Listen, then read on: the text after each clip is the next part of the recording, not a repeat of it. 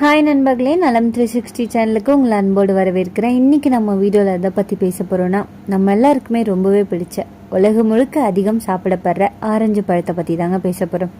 Orange ஒரு சாதாரண பழம் இல்லைங்க, இது ஒரு வைட்டமின் பாம் மாதிரி வேலை செய்யும்.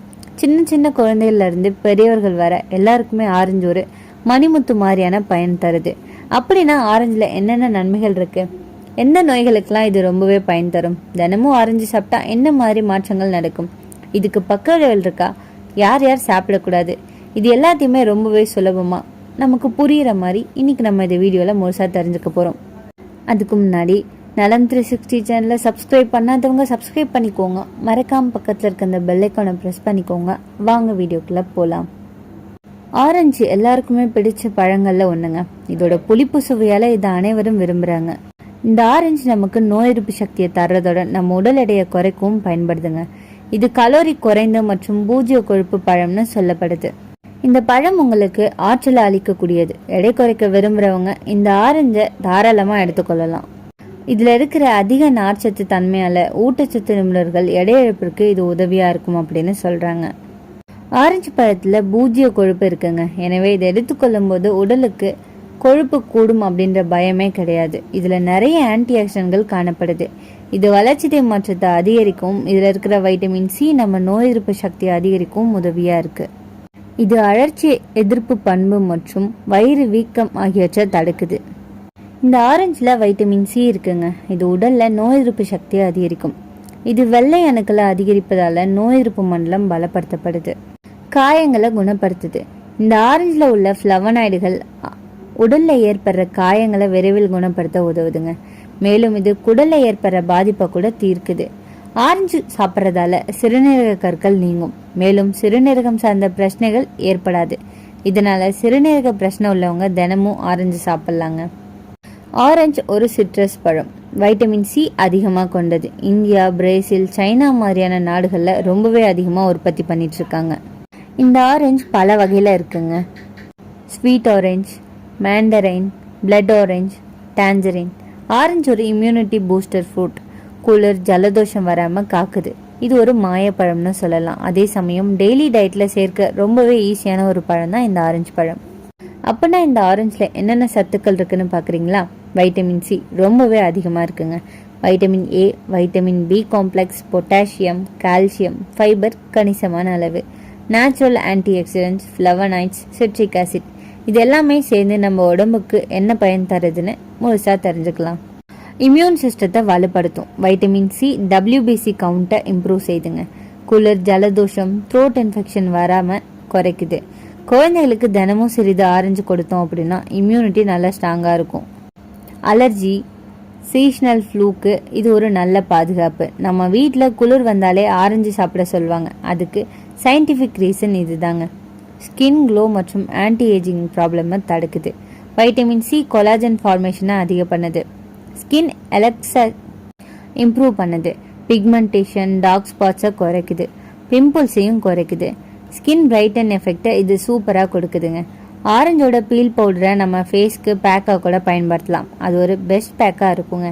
ஆரஞ்சு சாப்பிட்டா போதும், உங்கள் முகத்தில் நேச்சுரல் க்ளோ வரும். இதய ஆரோக்கியத்தை மேம்படுத்துது. இதில் பொட்டாசியம் இருக்குது. இது பிபியை நார்மலாக வச்சுக்கும். ஃபைபர் இருக்கிறதால பேட் கொலஸ்ட்ராலை குறைக்குது. ஆன்டி ஆக்சிடென்ட்ஸ் நம்மளோட வயிறை காப்புக்குது. ஹார்ட் அட்டாக் ரிஸ்க்கை இது குறைக்குதுங்க. 40 வயசில் அப்புறம் தினமும் ஒரு ஆரஞ்சு அப்படின்னும் ஹார்ட் ரொம்பவே சேஃபாக இருக்குங்க.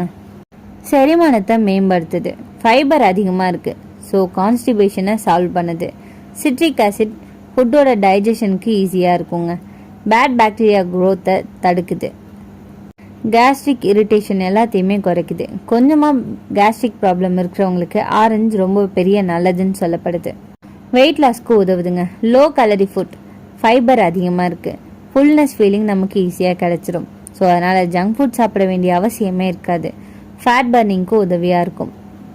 டீடாக்சிஃபிகேஷன் எஃபெக்டை கொடுக்குது. டயட்டில் இருந்தாலும் ஆரஞ்சு சேஃபாக சாப்பிட்லாம். கண் ஆரோக்கியத்தை மேம்படுத்துது. வைட்டமின் ஏ அதிகமாக இருக்குங்க. இது பீட்டா கரோட்டின் அளவை அதிகப்படுத்தும். மாக்குலர் டீஜெனரேஷனை ப்ரிவென்ட் பண்ணுது. ட்ரை ஐஸ் குறைப்ப உதவியாக இருக்குங்க. இதில் சிட்ரிக் ஆசிட் இருக்குங்க. ஸோ கால்சியம் ஸ்டோன் ஃபார்மேஷனை தடுத்துது. யூரின் க்ளீன் செய்ய இது உதவியாக இருக்குங்க. சிறுநீரகத்தோட ஆரோக்கியத்தை மேம்படுத்துது. இதில் ஸ்ட்ராங் ஆன்டி ஆக்சிடென்ட் இருக்குது, ஃப்ளவனாய்ட்ஸும் இருக்குது. ஸோ புற்றுநோய் செல்களோட வளர்ச்சியை தடுக்குது. தோல் புற்றுநோய், மார்பக புற்றுநோயோட ரிஸ்கை குறைக்குது. ரெகுலராக இந்த ஆரஞ்சு சாப்பிட்றவங்களுக்கு கேன்சர் ரிஸ்க் குறைவாக இருக்குங்க. அனிமியாவுக்கு உதவியாக இருக்கும். இதில் வைட்டமின் சி இருக்குது. இது அயனை அப்சர்வ் பண்ண ரொம்பவே ஹெல்ப்ஃபுல்லாக இருக்கும். உமன்ஸ் ஹெல்த்துக்கு இது ரொம்பவே நல்லதுங்க.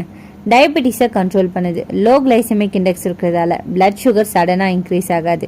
ஃபைபர் சுகரோட அப்சர்ப்ஷனை ஸ்லோ பண்ணும். ஆனால் டயபெட்டிக் பேஷண்ட் டாக்டர் அட்வைஸ் கேட்டுட்டு அதன் பிறகு சாப்பிட்றது நல்லது.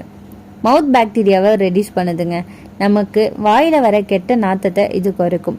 வைட்டமின் சி இருக்கிறதால பற்கள் ஸ்ட்ராங்காக இருக்கும். ஸ்ட்ரெஸ்ஸை ரிலீஃப் பண்ணும்.